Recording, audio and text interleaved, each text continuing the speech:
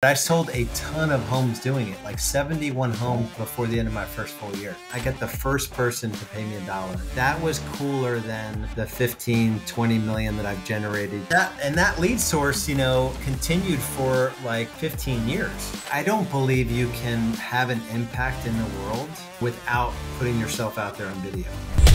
This is the Content Capitalist Podcast. We talk to business owners who've used video to grow their businesses to $1 million a year or more.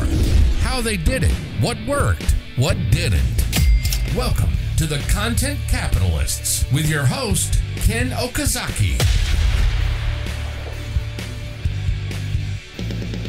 Hey guys, welcome to another episode of the Content Capitalist Podcast, where I have interviews, conversations actually, with great people who are doing 7, 8, or even 9 figures in their business. And we're going to be talking about their backstory, how they got there, what's working and what's not. Today I have with me a great guest and a friend, Lars Hedenborg. I hope I pronounced that properly. Is that right, Lars? Yep, perfect. Perfect. So we met a few years ago before the pandemic.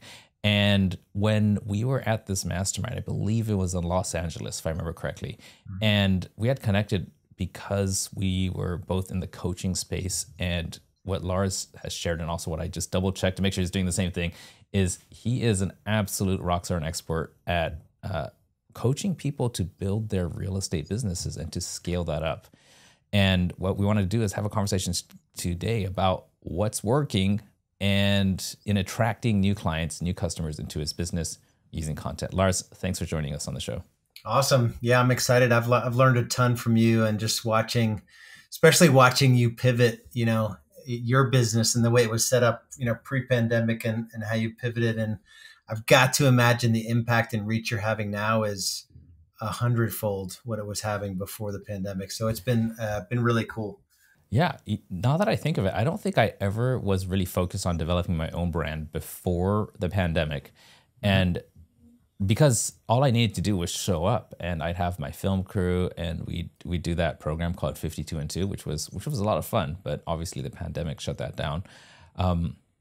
Lars, what I want to do is just give you a moment to give us an overview of what is it you do. Now, I know a bit of what you do because of the interactions we've had together and what I see on social media, but I want to hear it from you. Yeah. So, I left a corporate job in 2007, got into real estate at exactly the wrong time in the US. It was sort of wrong time, right time. It was like months before the Great Recession was obvious in my market. Inventory, home inventory shot through the roof. It was like 3 years of inventory. Nothing was selling or moving. It took like 3-4 years for all of that stuff to sort of work its way through. But I grew every year through all of that, and I failed through most of it. I'd never really been good at sales before or marketing, or I'd never led a team before. And it was failing every day, but failing a little bit forward every day. So I sold a ton of real estate, did it in a leverage model, super profitable. 2013, I decided it was really hard to do what I did, and maybe I could make the journey for others easier. Same way you do for video, right? It's this scary thing, content creation and all the parts and putting yourself on camera. And so for me, it was just deciding to start teaching it to others. And I remember my wife tells me, I turned to her one time and I said, "Hey, you think I could start a coaching company?" And it was sort of this out of thin air, comment. And she's like, "I think you could do anything." And I'm like, "All right, I'm going to do it. It's going to be great." And then I went down the path of one-on-one, and then we met in black belt and learned how to pivot that into more of a leverage model and more impact, more people and all of that. But that was the journey. It's, I'm sort of micro famous in a very, very small niche. My stuff doesn't get that many views, but it gets the right people that are looking at them. My kids joke with me, I'll drop a video, and it'll get like 67 views in like 2 days. And I'm like, guys, do you know how amazing it is that 67 people? I'm like, think about that. 67 people. And they're like, well, you know, Mr. Beast, when Mr. Beast, I'm like, you guys are missing my point. Like, you do see the house we live in and, you know, the lifestyle we live, that's 67 people. And so I think Yeah, it yeah. escapes them, you know, what I do. But yeah, so that's kind I of want to it. explore that further a little bit later because there is a really big distinction. Some people are chasing the vanity metrics and they can figure out how to monetize that, and some people are just looking for the few views from the people who are very likely to become customers. And I want to talk about that distinction a little bit later. Now, when you said you quit your corporate job, got into real estate, and you then had some success and started coaching people, and you started doing that because it was really hard. You wanted to get people like a jump start. What was the hardest part for you? What were the biggest challenges in getting started in real estate? Yeah, I mean, it's it's really boring, you know, making a lot of money in a thing. And so all I did for the first 3 years was I had like one lead source, you know, so I figured out it was Craigslist at the time. I would run these little sort of like ugly yellow and black. Back then you could post like linkable images in Craigslist, and I would have a ugly yellow and black ad that would go to a simple landing page. It would generate a lead. I would call the lead, put them in a database, you know, email sequence if they weren't ready, call them in half the time they said, like really boring, sort of mind numbing stuff. There was nothing exciting about it. But I sold a ton of homes doing it, like 71 homes before the end of my first full year. And an average agent sells about 7 homes a year. You know, so I knew that like just generating a lead, calling it, being organized, you know, was And did you figure this out on your own, or did you no, I like? hired a coach um like within a month of getting into real estate. So I was instantly like I was at an event, you know, I got into real estate March 2007. I was at a coaching event April 2007. I signed up for the coaching.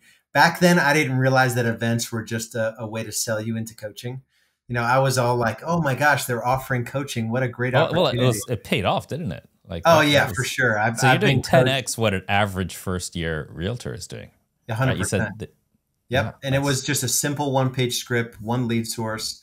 Then And I you keep got repeating the same thing. You didn't have to get creative and do lip no. syncing or hire copywriters or Yeah, anything like that. and that lead source, you know, continued for like 15 years. You know, so I wasn't doing it, but I just got other people to do it that couldn't figure out lead gen or lead conversion or, you know. So I think to answer your question, it was more like I was willing to do the thing long enough to get really good at it, so that I can build a system around it and I can get someone else to do it.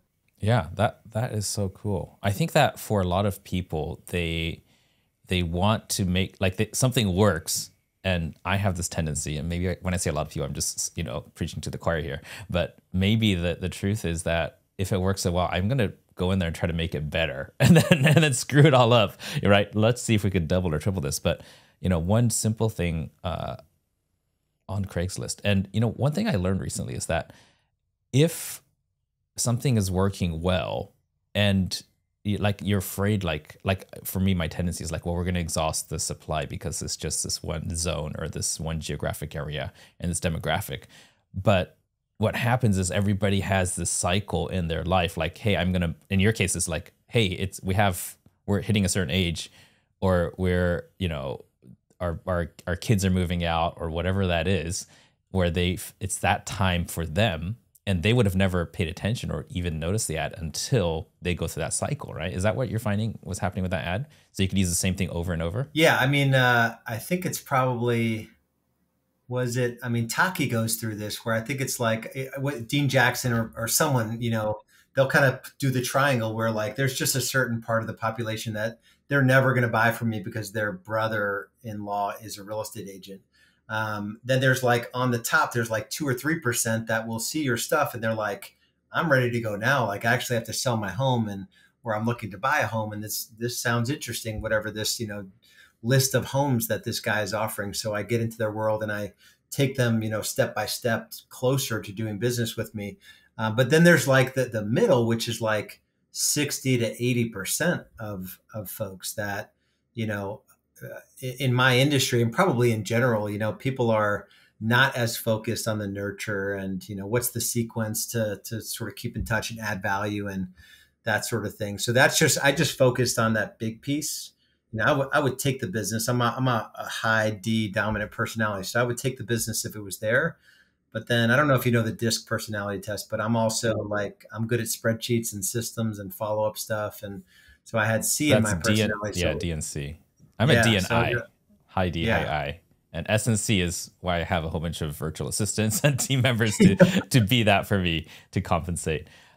So break this down for me. What were the moving parts in this first iteration of your real estate? You had the Craigslist ad, and that went into an appointment landing page and some kind of email nurture sequence. And was there any other moving parts in this system? No, well, pick up the phone as quickly. Yeah. When they registered, my goal was to pick it up within, to call that lead within like less than a minute. I would sneak away from the whatever I was doing. I wasn't supposed to call after 9 p.m., but if they registered and it was like 9:15, I would sneak out of bed and I would make the call. Like I was really focused. Speed to lead is a real thing in many industries. You have the person in the mindset on the page and like you call them. And back then it was a little different than it is now. We teach things differently now, but that was a key part of it. It was just a customer service. And what was the like percentage of people that would pick up when you call them? Back then it was high. Back then people they're way smarter now. They know that a forced registration is just, for my coaching business, we still get a lot of good phone numbers. But for like forced registration home search leads, it's pretty low now, the phone numbers. But we have all this tech that can find phone numbers and we're pretty crafty. But yeah, it was a real simple process and just repeat it. And it never went away. The year we did like 450 transactions, probably 150 came from essentially that system, but evolved, so it never, I'm way worse in this business. There's way more squirrels to chase, as in the info expert, quote unquote, guru space where let me try this. I'm going to try Instagram. I'm going to try TikTok. I'm going to, all the crap that I've gotten distracted and spun out on all of it, which is why, you do what you do. But, yeah, so it's worked out pretty well. Okay, well, that's awesome. Now let's circle back for a second to when you made this transition to coaching. What I love is how you mentioned that when you went into real estate, you found a coach and they just taught you this thing called lead gen, and it worked out really well. In coaching, did you do the same thing? Did you go find a coach to help you learn to coach, or did you just kind of go into someone else's course, kind of understand what the moving parts are, and go from there? How'd that transition go? Yeah, I remember the first thing, I 100% did that again. I'm like, there's no way. I mean, there are guys and girls that have figured out this space, but I probably went in a bunch of different directions. I mean, I got into Taki's world in 2015, so that was just 2 years into coaching. Yeah. So I was in the first boardroom when there's only like 8 of us in a room. So that was kind of cool. But yeah, I do believe that, others have cracked the code on a thing. And if you need that thing, so when you're not to pimp you out, but so many people have not figured out video and content and slice and dice and like all of it. But everyone that wants to have a big impact in the world needs to crack the code on that. So why try to figure it out yourself when people have already figured it out, And so I've done that in everything I've done. I've got, like 3 coaches now that I'm working with that are helping me with different pieces of my business or my life. And so I do believe, just modeling and essentially R&Ding, rip off and duplicating what others have done is the quickest way to success. R&D, rip off and duplicate. I never heard that one before. Yeah, that's the way. That's a good one. And you just gave me an idea for a line of copy. I'm going to test it. When you said many people haven't cracked the code on how to get all their content creation systems up, I never thought of it like that. Like from the outside, if you're seeing it like this kind of a coded system that's so complicated. Because for me, I guess a lot of it is I've been producing video for so long that it just seems logical and normal. And I don't know what I don't know. So thank you for that. I'm going to see if I could, kind of frame it more like a code, then that might be interesting. Do you tell me about right now? I love how you said when you get 60 plus views, you get excited, you show your kids, and then they say, well, Mr. Beast, blah, blah, blah, blah, blah, right? What does that content look like? Is this, could you tell us a bit about that process right now and how much is going out and where it's going to? Yeah. So we've limited the platforms we're on. So, I produce a weekly training for that's live in Facebook, that goes onto YouTube. Right after I do that training, I record a podcast, but it's the same topic. So it's sort of fresh in my mind, but it's for straight audio. And then I just have a way that we go about sort of getting it out throughout the week, and copy that matches it, and lead magnets that match it. But I finally figured out that it's just I block it in like a 2-hour time block. So I spend about 2 hours creating, it's bringing in hundreds of leads a week now. And it takes me about 2 hours. 2 hours a week, is it? 2 hours a week to sort of, to set it up. And then, probably about an hour to like put the training together, the slides together, and then to give the training. It's about a 15 or 20 minute training. And it's working really, really well. But we were trying to do too much. Your total time committed, is that like less than 3 hours a week? Yeah, it's 3 hours. Week. Wow. So if we break this down, we're at 3 hours a week, times 4, we're like 12 or 13 hours a month. And this is your main lead generation, right? This is where your customers are all coming in through. Yep. So could you share, if it's okay with you, if you're willing to share, what this 13-ish hours a month is generating in terms of revenue, where you are now on a monthly basis? Yeah. So we have other issues in the business. So I will say, don't we all? I've created a really good problem where we in the last, so this is new. It is working. So it's not, I'm a numbers guy, and like, I would never say anything that's not working. But the problem I created is that last week, so the last 3 weeks, we did like, 10, 14, and 19. So whatever, 40, 45 or so folks have opted in to get on a phone call with me, but I'm handing it off to one of our business coaches to just a quick conversation about what their business, I call it a business growth assessment. We're just looking at their business. Are you a fit for Real Estate B School? Where have you been? Where do you want to go? You kind of know the framework. But the show up rate is crap.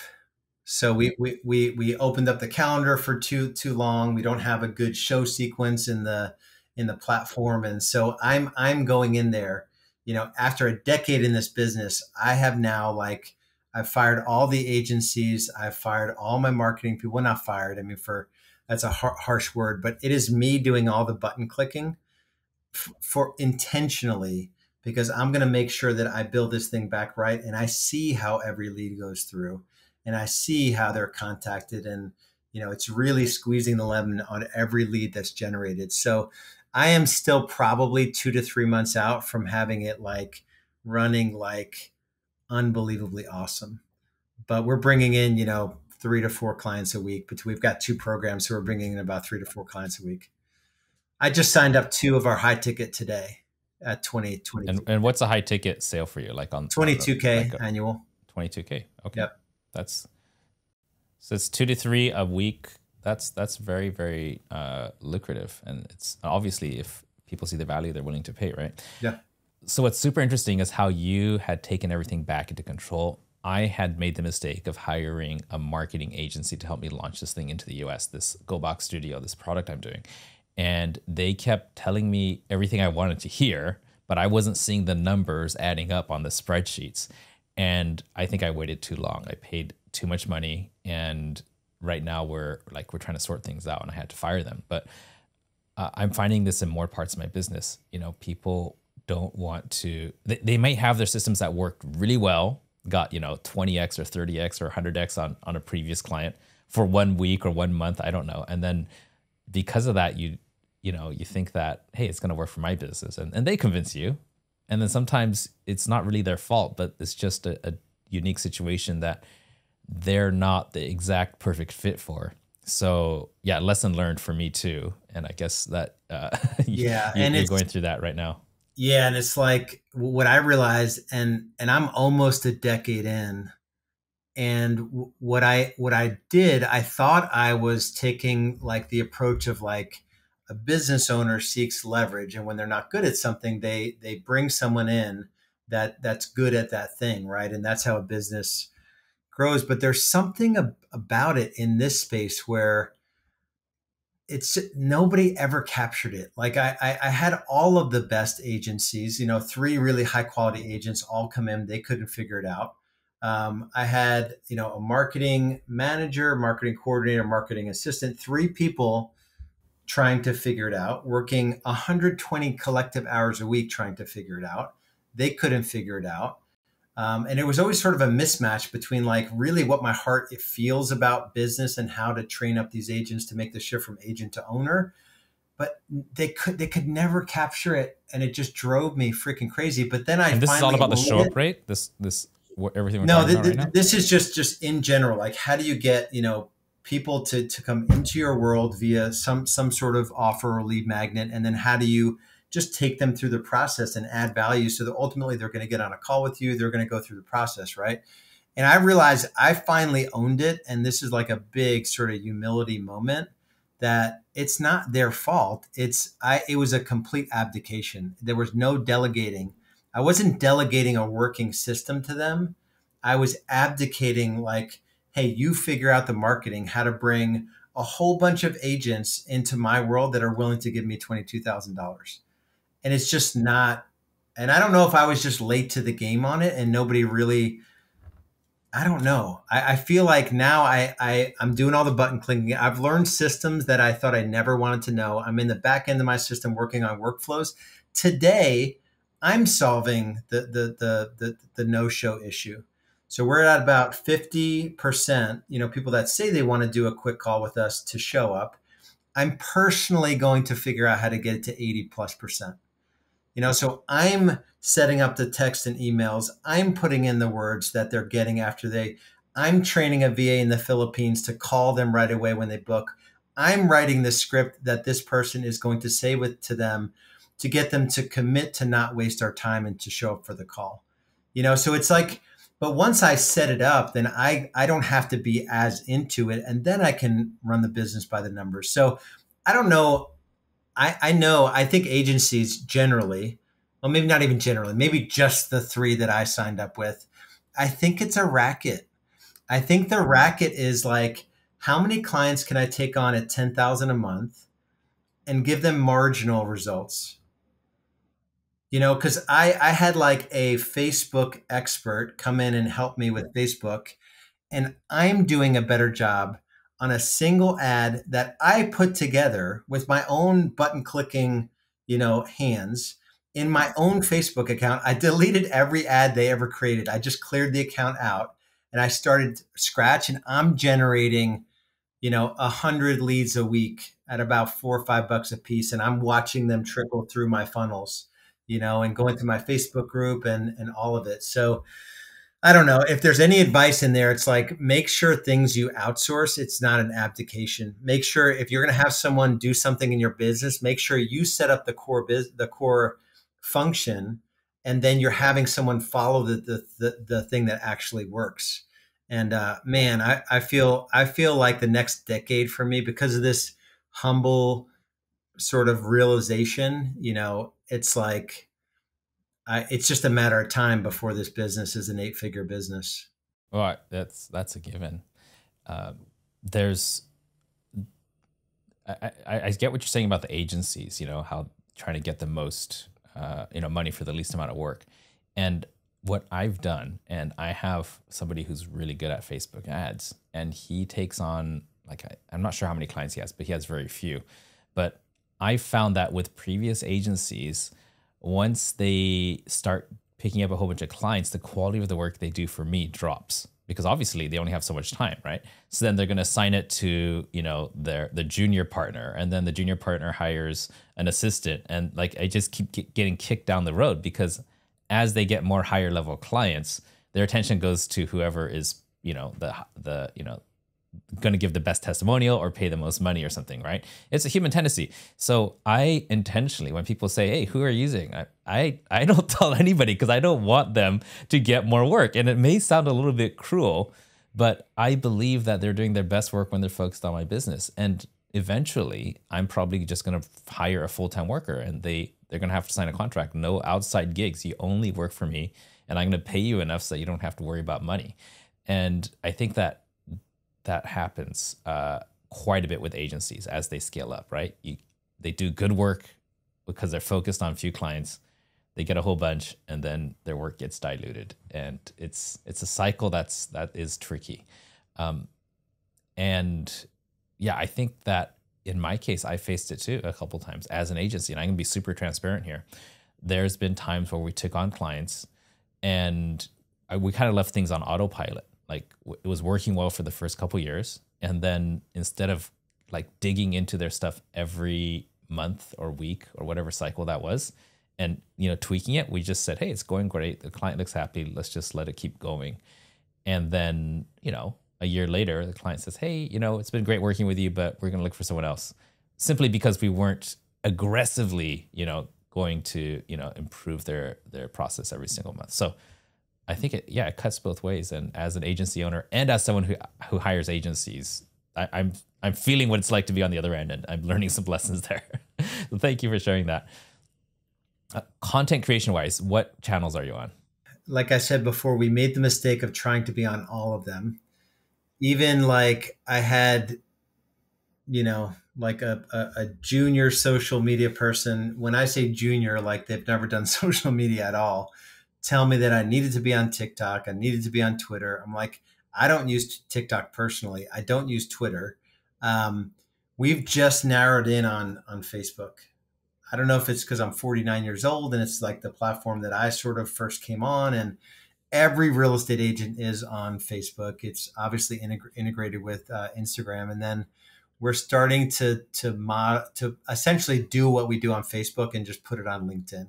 I think between Facebook and LinkedIn, there's 1,000 times more clients than I could ever service, just with consistently going through this weekly system of putting out content and just being consistent with it on those two platforms. But that's essentially just Facebook and LinkedIn.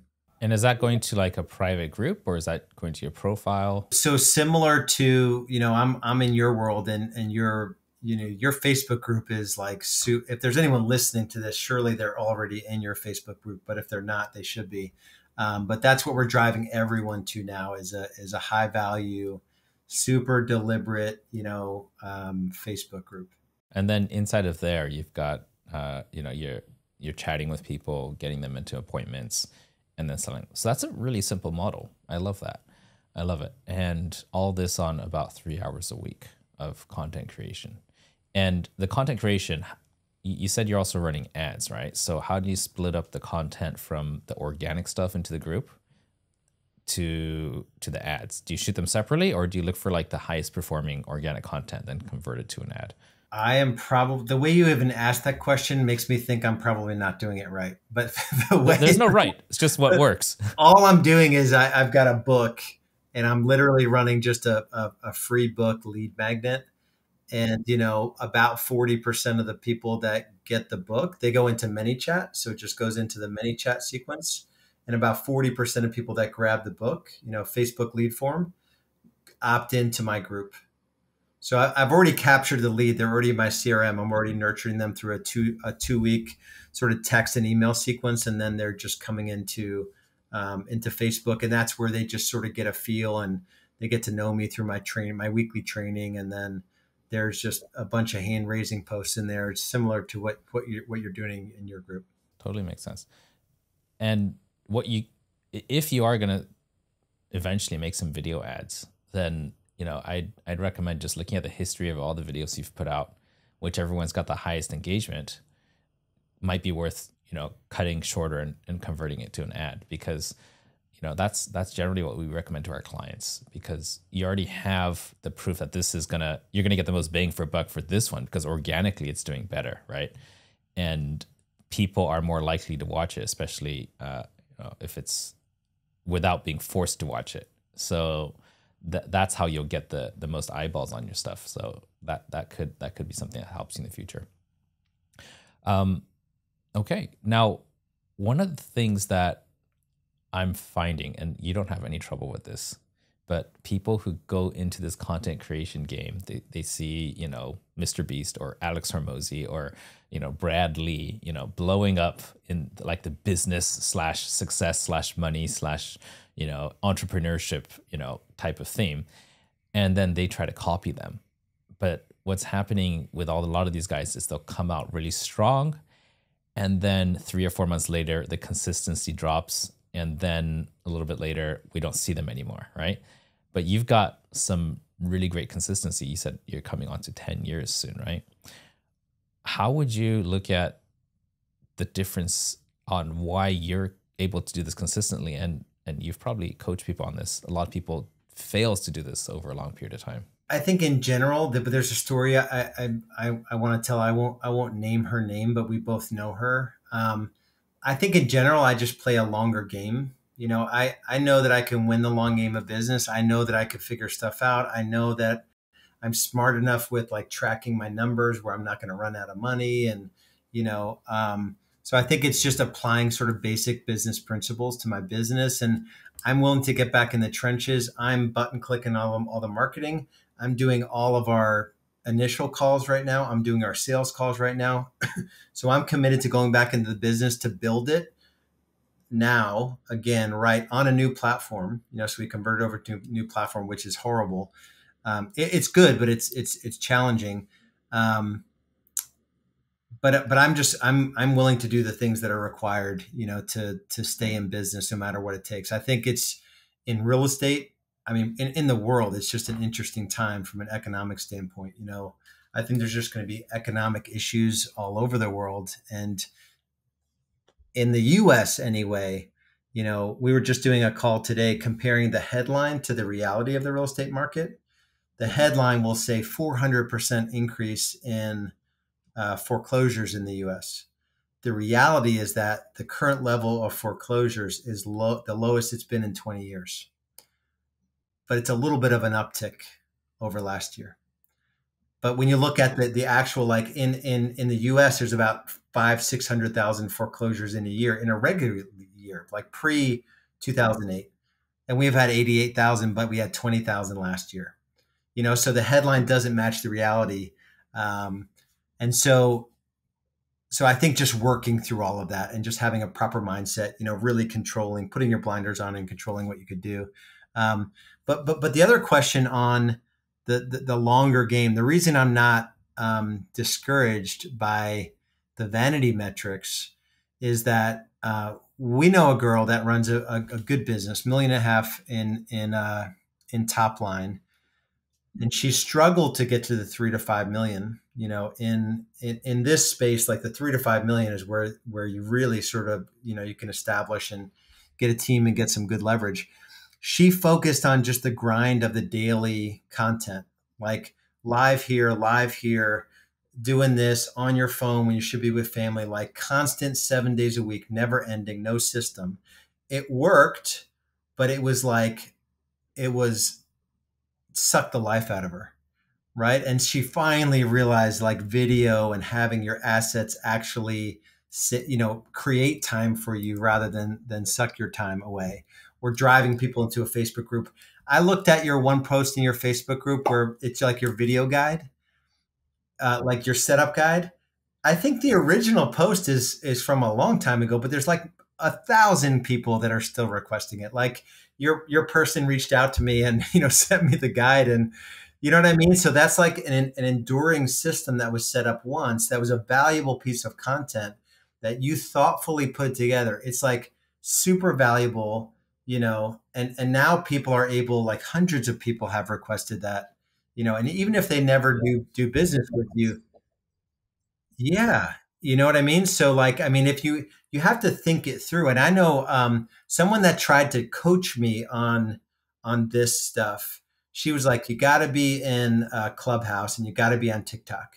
And this is what you have to do every day on each of those platforms. Yes, it's going to be 7 days a week, but it's totally going to be worth it. And I'm just like, and she has no business. She's coaching me to do the things she's doing to build a business, and she has no business. If she stops what she's doing for a week, it'll like there's nothing enduring. There's no asset whatsoever. And so it's just like you got to think like long term. Do I want to build an asset, or do I want to be insta famous, And I just picked the asset, So We totally flipped the script on how we do this now, and what you just said is super important.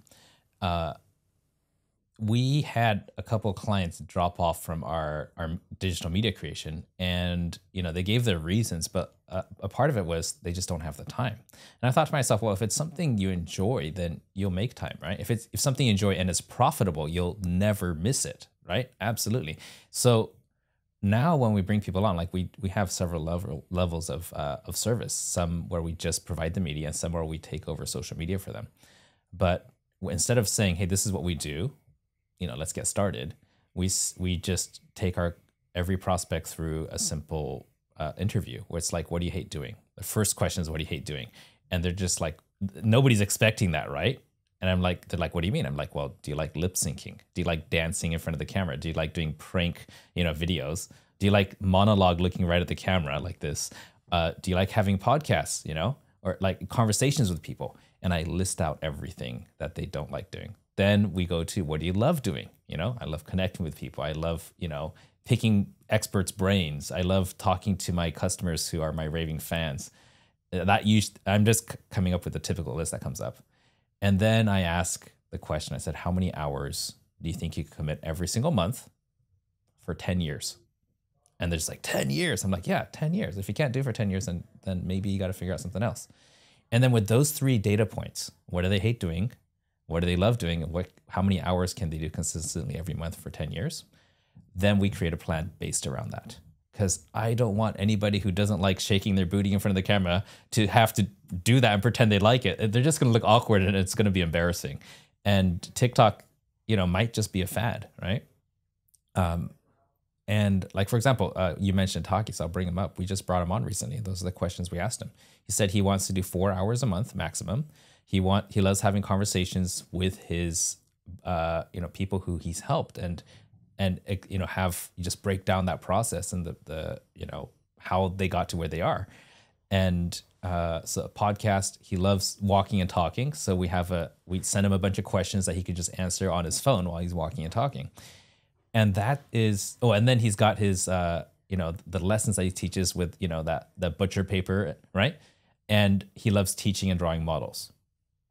No skits, no pranks, no dancing, no lip syncing, none of this goofy pointing around and stuff. That's not him, right? So we took him through that process, and you're going to see some interesting new content coming out based around that. But it's 4 hours a week, talking to his clients and success stories, and walking and talking, on his phone. Simple, and that I believe will consistently work for a long time. And this is kind of new that we started this, but I didn't even ask you that question trying to lead into sharing this. But when you said that, I was like, yes. It's exactly what's needed for consistency. Don't force yourself to do something that's not naturally you. And in other news, I just saw a headline today that there is a bipartisan, and this is for the US, I'm not American, but I do see US news from time to time. There's a bipartisan bill trying to get passed to ban TikTok like completely and any Chinese government controlled app. So you never know what could happen with these fads. Yeah, I was watching a clip. I can't muster the patience to listen to or watch all of Joe Rogan, but he took an excerpt of reading TikTok's terms of service, and he's like, I mean, literally, they're like, they can have access to anything they want in your entire phone when you download the app. And it's like, holy cow. So, and their parent company reports to the CCCP. Yeah, literally. They do. I know. There's no question about it. So you know, if China is any kind of a concern, I'm going to say concern, then that's what you got to think about. Like, are you willing to give all the data on your phone to the CCCP? Like, you know, something to think about. Hey, what lessons do you think that you've like are some of the biggest lessons you learned around content creation, around connecting with your audience, that especially for coaches, because that's your space? Yeah, I think you nailed it. Where it's, I think pick one platform that fits into a bigger system, and create a cadence around it. So, and it took me forever to figure this out. And I was exposed to it a while ago, but it never really clicked with me. So, a weekly cadence, that it's high value, do what you like doing. So for me, I like being the little circle in the corner where I'm just going through slides, and I love picking the images with the words. And I actually enjoy putting slides together and like, how does that image match the words? And like, I kind of unpack it. So that to me is awesome. It's super valuable. And then it just fits into a bigger, strategy, and everyone goes into a Facebook group. So just figure out like what your thing is going to be, and make sure it's enduring and valuable, and all of that content sits in Facebook. Yeah, it's on top of another platform, but the risk, is super low that anything bad happens to it. And then people get into that world and they see the guides and the training, and like, it's just like, it's better than anything they've ever paid for, and it's free. So if that stuff is free, I can't even imagine what it would be like to get to work with Lars and Real Estate B School. So that's the advice, is just sort of pick a system, and you can get all your clients from that little simple system. It's just put out good content, drive people to a Facebook group, make that Facebook group, lively and engaging, and just stick with that one thing. You will figure it out. You'll get as much money as you need. Thank you for that. Now, I think a lot of people watching this are trying to figure things out, especially if in the information or coaching industry. And a lot of people they can smell it. They're super close to it, but they're not there yet. And what I'm talking about is that 7-figure mark on an annual revenue basis. And the latest statistic I've seen is that when it comes to full-time coaches or full-time course creators, less than 4%, like who make it a regular profession, are actually at a 7-figure run rate. Could you remember the moment where you realized, hey, we did 7 figures this year? And what did that do for you? And how long did it take to get there? I did it, and I remember I went down the one-on-one path, and that made me $650K in my first year. But I didn't love it. That's not bad. No, it was awesome. You just didn't love all the hours, right? Yeah, I had no overhead, but I had 21 one-on-one clients, and that was not my gig. So I converted over to more of a group, more leverage format. And I think we did like, over $1.2 million, $1.3 million that first year we shifted over, because it freed me up to do some stuff on the marketing side and to put more content out there. And I thought it was the coolest thing in the world to be able to sort of share my wins and losses in an open way and speak freely. And I had agents on my team, my real estate team, that didn't listen to anything I said. And then I had people paying me, $1,800, or at the time, $2,500 a month, that would listen to everything I said. So it was this weird, yeah. Yeah, it was really, really crazy. So that was really awesome. But the coolest thing was when I first started, I built out my curriculum by charging $197 a month, but it came with a $1 free. First month is $1. I remember it was a Friday night where I had just set up my merchant account. I got the first person to pay me $1. That was cooler than the 15, 20 million that I've generated, in the last 9 years or so. That first $1 was the coolest, because I'm like, somebody just gave me $1. I made money, so that was really, really cool. That is something special. It's like fire, like you made it work. It's that first spark that's exciting. I don't know if you've ever, done the Boy Scout thing where you got to, the rocks and the flint and all that, but it's that ember that's exciting. And then, it's going to turn to a fire. We got to wrap this up in a couple minutes, but do you have any words of advice for somebody who's thinking about, like starting to put themselves out on video, on social media, on ads, but they haven't done it yet because maybe there's something holding them back? Maybe it's self-confidence, imposter syndrome, whatever it is, but they haven't done it, but they know they need to do it. What would you say to that person?